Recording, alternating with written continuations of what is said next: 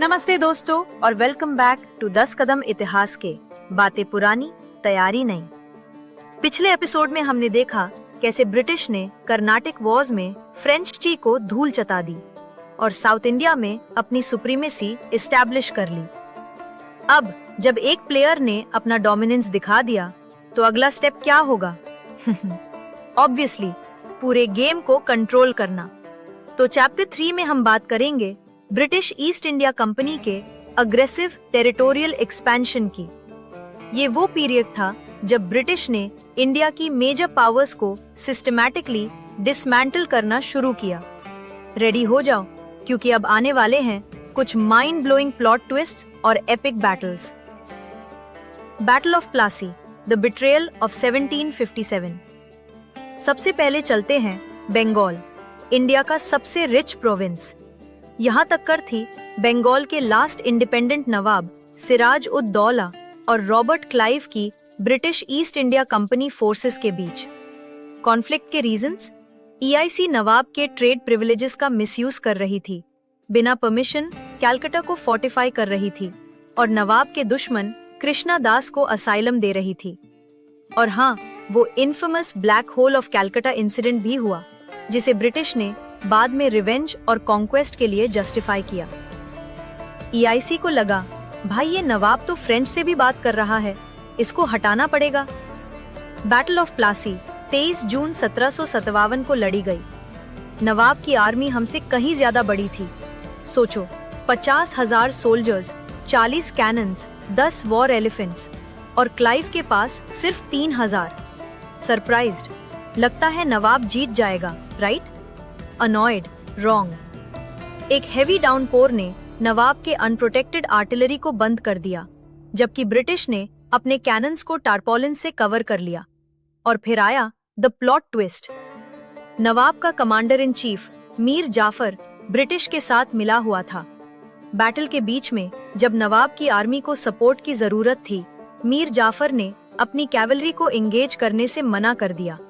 बस game over for Nawab. Clive की army ने नवाब की डिसहार्टेंड फोर्सेस को रूट कर दिया, जिसमें नवाब के 500 से ज्यादा सोल्जर्स मरे और ब्रिटिश के सिर्फ 22। प्लासी के कॉन्सिक्वेंसेस प्रोफाउंड थे। रॉबर्ट क्लाइव को बंगाल का गवर्नर बना दिया गया। मीर जाफर एक पपेट रूलर बन गया, जिसने ब्रिटिश के साथ ट्रीटीज साइन की और बंगाल का इफेक्टिव कंट्रोल उन्हें दे दिया। बंगाल से फ्रेंच प्रेजेंस खत्म। और सबसे इम्पोर्टेंट, बंगाल, इंडिया का रिचेस्ट प्रोविंस, अब ब्रिटिश के कंट्रोल में था, जहां से उन्हें मैसिव न्यू रिसोर्सेज मिले, जिनका उन्होंने आगे की एक्सपेंशन को फंड करने के लिए किया। ये थी इंडिया में ब्रिटिश एम्पायर की ट्रू बिगिनिंग। लेकिन कहानी अभी खत्म नहीं हुई। अब आती है बैटल ऑफ बक्सर 1764। मीर जफार के बाद मीर कासिम बंगाल का नवाब बना और उसने ब्रिटिश इंटरफेरेंस से अपनी इंडिपेंडेंस असर्ट करने की कोशिश की। उसने इंडियन और इंग्लिश मर्चेंट्स को इक्वली ट्रीट किया और ईआईसी के ट्रेड प्रिविलेजेस के मिसयूज को रेजिस्ट किया। ईआईसी को यह पसंद नहीं आया और उनकी कॉलोनियलिस्ट एम्बिशंस बढ़ गईं। मीर कासिम ने अवध के नवाब शुजा-उद-दौला और मुगल एम्परर शाह आलम साथ के साथ एक फॉर्मिडेबल जॉइंट आर्मी बनाई। 1764 में मेजर हेक्टर मनरो के अंडर ब्रिटिश फोर्सेस ने इस पावरफुल जॉइंट आर्मी को डिसाइसिवली डिफीट किया। ये विक्ट्री बहुत क्रिटिकल थी क्योंकि इसने ब्रिटिश मिलिट्री प्राउस को बियॉन्ड डाउट एस्टैब्लिश कर दिया, even against a United Indian force. और इस डिफीट का रिजल्ट ट्रीटी ऑफ अलाहाबाद 1765। इस ट्रीटी के तहत मुगल एम्परर शाह आलम साथ ने ईआईसी को बंगाल, बिहार और उड़ीसा में दीवानी यानी रेवेन्यू कलेक्ट करने का अधिकार ग्रांट कर दिया। सोचो, अब ईआईसी सिर्फ ट्रेडर नहीं, सीधे सीधे टैक्स कलेक्टर बन गई। ये एक मॉन्यूमेंटल मोमेंट था जिसने इंडियन एडमिनिस्ट्रेशन में ईआईसी की डायरेक्ट इन्वॉल्वमेंट को मार्क किया और इंडिया में ब्रिटिश रूल के लिए फंडामेंटल ग्राउंडवर्क लेड किया। 1773 तक company effectively lower gangetic plain के बड़े एरियाज की डिफैक्टो रूलर बन गई थी और अवध को ब्रिटिश प्रोटेक्शन के तहत एक बफर स्टेट बना दिया गया। इस दीवानी राइट्स से जो इमेंस फाइनेंशियल गेन्स हुए, उन्होंने ब्रिटेन में आर्टिफिशियल रेवोल्यूशन को फ्यूल किया और ईआईसी को ग्लोबल ट्रेड में एक सिग्निफिकेंट एडवांटेज दिया। अब चलते हैं साउथ इंडिया, जहां टक्कर थी किंगडम ऑफ मैसूर से।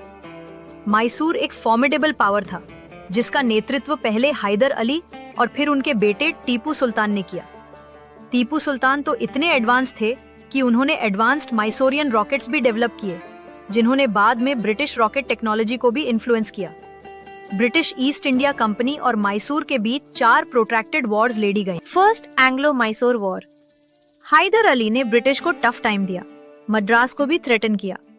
Second Anglo Mysore war, bloodier battles, और टीपू सुल्तान ने ब्रिटिश कमांडर्स को डिफीट्स दी। ये वॉर ट्रीटी ऑफ मंगलोर के साथ एंड हुई और ये लास्ट ओकेजन था जब एक इंडियन पावर ने कंपनी को टर्म्स डिक्टेट किए। सोचो कितनी बड़ी बात थी। Third Anglo Mysore war. Tipu Sultan ने फ्रांस के साथ अलायंस किया, लेकिन ब्रिटिश फोर्सेस ने उनकी कैपिटल श्रीरंगपटना को बिसीज किया और उन्हें अपने आधे किंगडम को सरेंडर करना पड़ा।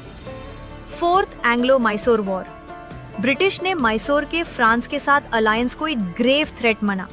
60,000 ट्रूप्स की मैसिव ब्रिटिश फोर्स ने मैसूर पर अटैक किया और इस वॉर में टीपू सुल्तान सेरिंगापटम को डिफेंड करते हुए शहीद हो गए। टीपू सुल्तान के डाउनफॉल के बाद मैसूर के ज्यादातर टेरिटरी को EIC, निजाम ऑफ हैदराबाद और मराठास ने एनेक्स कर लिया। इसने इफेक्टिवली सदर्न इंडिया पर ब्रिटिश कंट्रोल को कंसोलिडेट किया। तो ये थी ब्रिटिश कॉन्क्वेस्ट की शुरुआत। प्लासी में बिट्रेयल, बक्सर में रेवेन्यू ग्रैब और मैसूर में फियर्स रेजिस्टेंस के बाद भी ब्रिटिश की जीत। हर विक्ट्री ने उन्हें और रिसोर्सेज दिए और उनकी पावर को सॉलिडिफाई किया। उन्होंने इंडियन स्टेट्स के इंटरनल डिविजन्स का स्किलफुली फायदा उठाया। Mughals, Karnataka, Bengal, Mysore with British flag expanding. ये कोई आइसोलेटेड इवेंट्स नहीं थे भाई, ये एक स्ट्रेटेजिकली लिंक्ड प्रोसेस थी जहां हर गेन ने नेक्स्ट कॉन्क्वेस्ट को फैसिलिटेट किया। लेकिन कहानी अभी बाकी है। नेक्स्ट चैप्टर में हम देखेंगे कैसे ब्रिटिश ने इंडिया की 2 और मेजर पावर्स मराठास और सिख्स को सबड्यू किया और कैसे उन्होंने पूरे सबकॉन्टिनेंट पर अपना राज फैलाया। तैयार होना। Chapter 4, subduing the major confederacies, coming soon. Like, share, subscribe for more history fun.